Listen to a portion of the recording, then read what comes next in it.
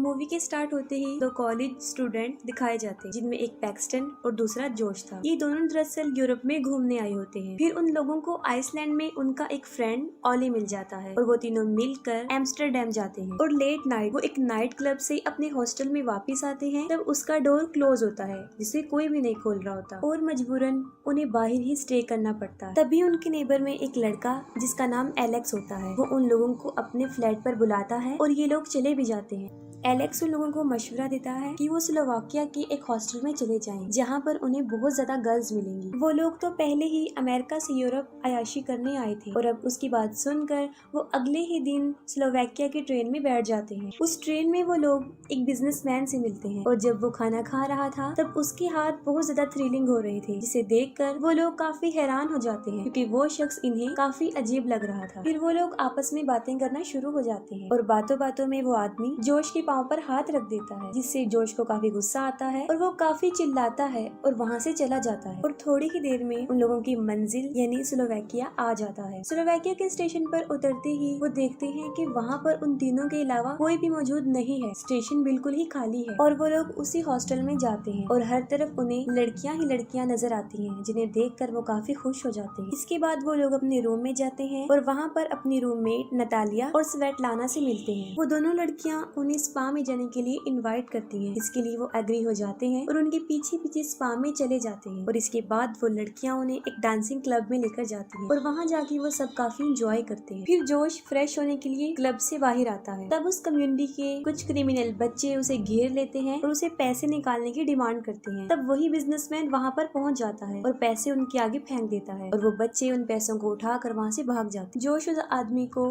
Thanks बोलने के साथ साथ उसे ड्रिंक ऑफर करता है और ट्रेन में किए हुए अपने बिहेव पर भी एक्सक्यूज करता है। वो जोश को कहता है कि जितनी उसकी एज है उसके मुताबिक उसे यही करना चाहिए कि वो गुस्से को बर्दाश्त करके बैठ जाए और इसके अलावा वो कर भी क्या सकता था। और दूसरी तरफ ऑली रिसेप्शन पे मौजूद लड़की को अपने साथ लेकर कहीं चला जाता। सुबह उठकर वो दोनों काफी खुश होते हैं क्योंकि जो सोचकर वो यहाँ आए थे उससे भी कई ज्यादा वो अयाशी कर चुके थे, लेकिन ऑली उन्हें कहीं भी नहीं मिल रहा था। वो ऑली का कई बार फोन ट्राई करते हैं लेकिन उसका मोबाइल भी नहीं लग रहा होता। फिर रिसेप्शनिस्ट उनको बताता है कि ऑली तो सुबह ही चेकआउट कर गया है, लेकिन ये बात उन लोगों की समझ से बिल्कुल बाहर थी। तभी एक जापानीज लड़की जिसका नाम काना था उन लोगों के पास आती है और फोन में ऑली और उसकी फ्रेंड यूकी की पिक्चर उन्हें दिखाती है। वो उन लोगों को बताती है कि ये पिक्चर उसने मुझे सुबह ही भेजी है और यूकी भी लापता है। कुछ देर गुजरने के बाद उन लोगों के पास ऑली के नंबर से एक पिक्चर आती है जिस पर लिखा होता है कि मैं घर पहुंच चुका हूँ, लेकिन हकीकत में ऐसा नहीं होता। रियलिटी तो ये होती है कि किसी ने ऑली का सर उसकी बॉडी से अलग कर दिया था और साथ साथ वो यूकी को भी टॉर्चर कर रहा था। दूसरी तरफ पैक्सटन और जोश काना के साथ वहाँ से निकलने का प्लान बनाते हैं और तभी वहाँ पर नटालिया और स्वेटलाना आ जाती हैं और उन्हें डांसिंग क्लब में चलने का बोलती हैं। जोश का कहीं भी जाने का मूड नहीं था, जबकि पैक्सटन अभी भी इंजॉय करना चाहता था और वो जोश को भी जाने के लिए एग्री कर लेता है। क्लब में जाकर वो लड़कियाँ उन दोनों को कुछ खिला देती है, जिसकी वजह से जोश की तबीयत खराब होना शुरू हो जाती है और वो वापिस हॉस्टल में आ जाता है। जैसे ही वो अपने रूम में पहुँचता है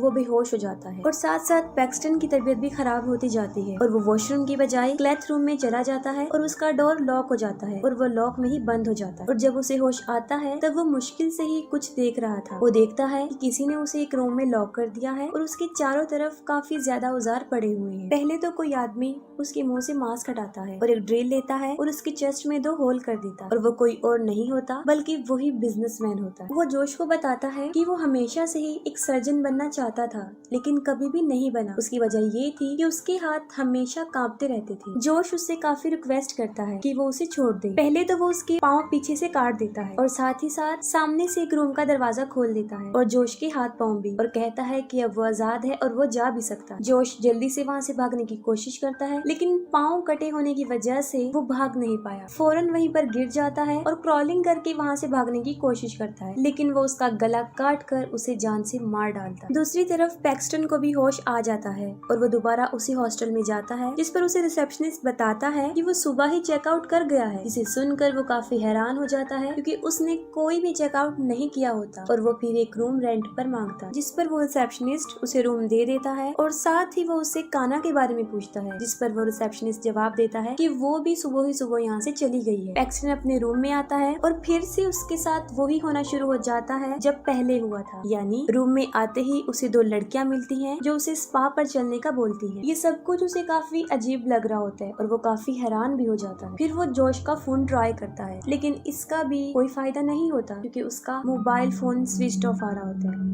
इसके बाद वो पुलिस स्टेशन जाता है और रिपोर्ट लिखवाता है, लेकिन पुलिस वाले भी उसकी कोई हेल्प नहीं करते। वो वापस हॉस्टल में आकर नटालिया और स्वेटलाना से जोश के बारे में पूछता है, जिससे पहले तो वो उसे अपनी बातों में घुमाना शुरू कर देती है, लेकिन जब वो काफी गुस्से में आ जाता है तब वो उसे बताती है कि उन्होंने जोश को एक आर्ट एग्जीबिशन में देखा था और नटालिया पैक्सटन को वहाँ लेकर जाती है। वो उसे एक पुरानी फैक्ट्री में लेकर जाती है जहाँ पर बहुत ज्यादा रिच लोग और उनके कुछ सिक्योरिटी गार्ड्स वहाँ पर खड़े होते हैं। जब वो लोग अंदर जाते हैं तब देखते हैं कि उस आदमी ने जोश को बुरी तरह चीर फाड़ करके रखा हुआ था और वह उस पर किसी तरह का सर्जरी ऑपरेशन कर रहा है। लेकिन इससे पहले कि वो कुछ कर सकता, सिक्योरिटी गार्ड फौरन वहाँ पर आ जाते हैं और उसे पकड़ के वहाँ से ले जाते हैं। पैक्सटन अपने चारों तरफ देखता है जहाँ पर लोगों को बुरी तरह टॉर्चर किया जा रहा है और हर तरफ चीखने चिल्लाने की आवाजें ही आ रही है। वो लोग पैक्सटन को भी उस रूम में जाकर बांध देते हैं और उसे भी कुछ बोलने का बोलते हैं। जैसे ही वो मुँह से कुछ बोलता है, गार्ड कहता है कि ये एक अमेरिकन है और ये कहकर वो वहाँ से चला जाता है। इसके साथ ही एक आदमी उसे टॉर्चर करना शुरू कर देता है और एक चेन टाइप इंस्ट्रूमेंट से उसका हाथ काटने के चक्कर में वो उसकी 2 उंगलियां काट देता है और इसकी वजह से उसकी हथकड़ी भी कट जाती है। फिर वो आगे बढ़ता है लेकिन उसका पाँव स्लिप हो जाता है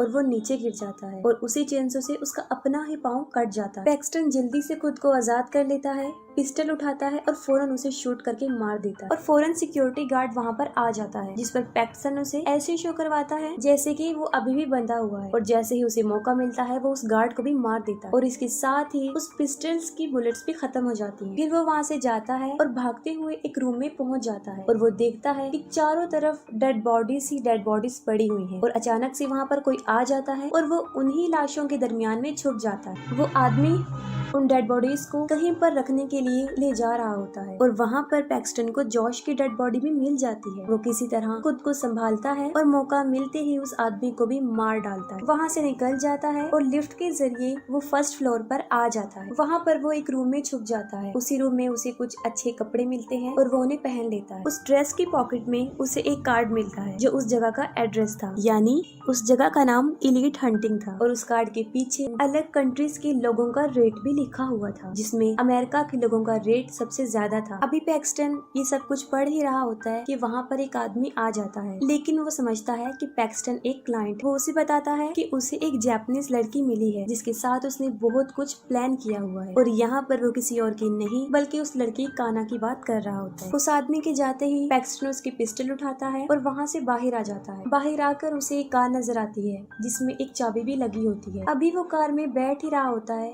कि उसे काना की चीखों की आवाजें आती और वो फौरन उसे बचाने चला जाता है और जैसे ही वो उसके रूम में जाता है वो देखता है कि वही आदमी उसके फेस को ब्लो टॉर्च से जला रहा है और वो उस आदमी को भी मार डालता है। लेकिन साथ ही काना बहुत ज्यादा तकलीफ महसूस कर रही होती है क्योंकि उसकी आधी आंख बाहर आ जाती है। पैक्सटन उसे बचाने के लिए उसकी आंख को उसकी बॉडी से अलग करके काट देता है और ये चीज बहुत ज्यादा डिस्टर्बेंस पैदा करती है। बहुत ही डिस्टर्बिंग सीन। किसी तरह वो बड़ी मुश्किल से अपनी जान बचा के वहाँ से बाहर आते हैं और गाड़ी में बैठकर वहाँ से भाग जाते हैं। इसके साथ ही बहुत से सिक्योरिटी गार्ड्स उनका पीछा करते हैं। रास्ते में जाते हुए उसे नटालिया, स्वेटलाना और एलेक्स नजर आते हैं। वो उनको गाड़ी से उड़ा के मार डालता। पैक्सटन स्टेशन पर जाना चाहता था लेकिन रास्ते में पुलिस चेकिंग कर रही होती। पुलिस वाले भी उन लोगों के साथ मिले होते हैं। उनमें से एक पुलिस ऑफिसर पैक्सटन को देख लेता है और जैसे ही वो उन लोगों की तरफ बढ़ता है वो कार से बाहर आकर वहाँ से भाग जाते हैं। वो पैदल ही चलते रहते हैं और चलते चलते वो स्टेशन पर पहुँच जाते हैं, लेकिन वहाँ पर भी वो देखते हैं कि बहुत से लोग उन्हीं की तलाश में हैं। वहाँ पर एक मिरर में काना अपना फेस देख लेती है और अपना फेस देखकर वो काफी डिसहार्ट हो जाती है